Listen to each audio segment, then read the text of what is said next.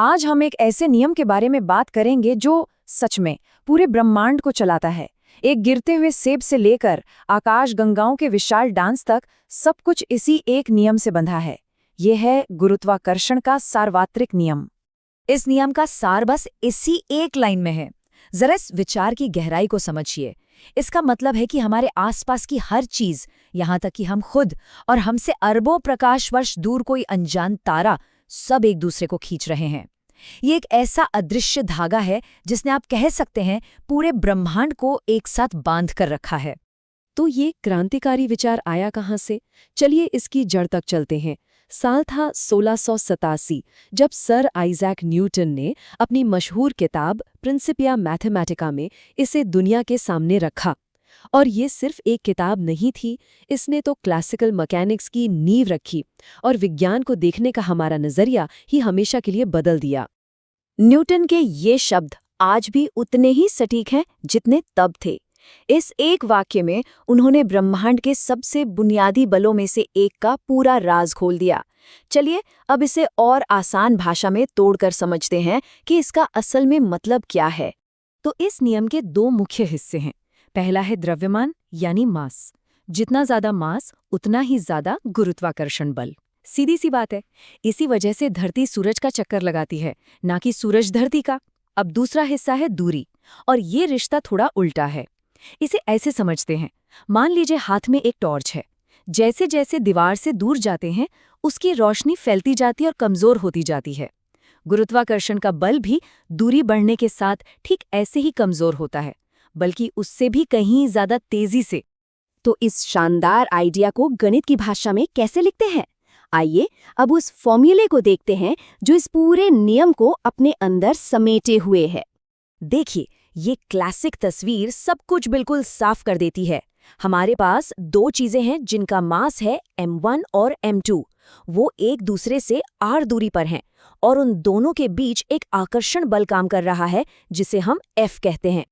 तो सबसे पहले है F। यही है वो गुरुत्वाकर्षण बल, वो अदृश्य खिंचाव जिसे हम नापने की कोशिश कर रहे हैं। इसकी यूनिट होती है न्यूटन। फिर आते हैं m1 और m2। ये उन दो चीजों के मास को दिखाते हैं, और जैसा हमने अभी देखा, जितना ज्यादा मास उतना ही मजबूत होगा ये खिंचाव। और अब आता है सबसे दिलचस्प हिस्सा, आर स्क्वायर। इसे इनवर्स स्क्वायर लॉ भी कहते हैं। इसको समझने के लिए एक पेंट स्प्रे कैन की कल्पना कीजिए।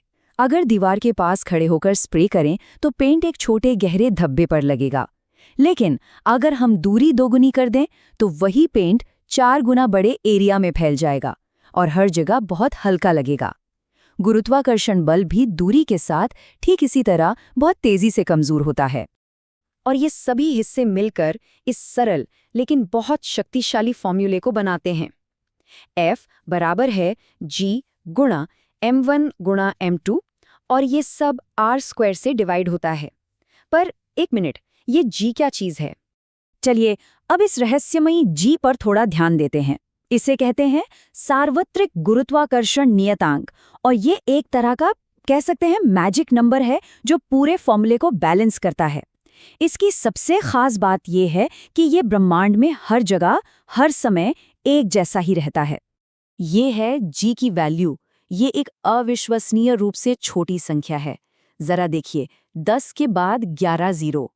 इसे पहली बार 1798 में हेनरी कैवेंडिश ने एक बहुत ही मुश्किल एक्सपेरिमेंट से मापा था।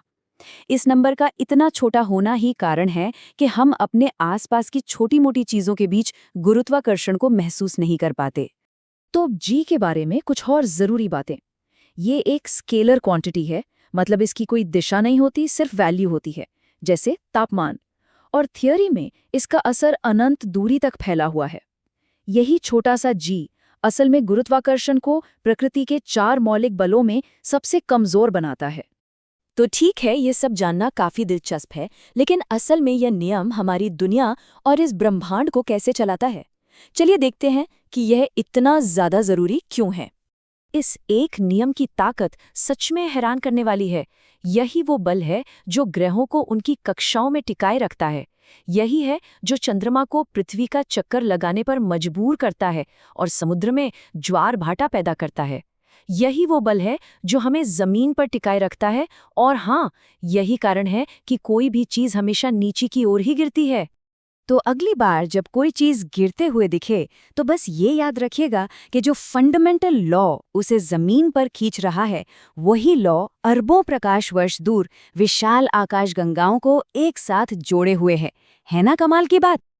और आखिर में एक सोचने वाला सवाल छोड़ जाते हैं। अगर गुरुत्वाकर्षण प्रकृति का सबसे कमजोर बल है, तो फिर ये आकाशगंगाओं जैसी इतनी बड़ी बड़ी चीजों को एक साथ कैसे रख पाता है? इसका जवाब इसकी दो खूबियों में छिपा है। एक तो इसकी पहुंच अनंत है, और दूसरा ये हमेशा सिर्फ खींचता है, कभी धक्का नहीं देता।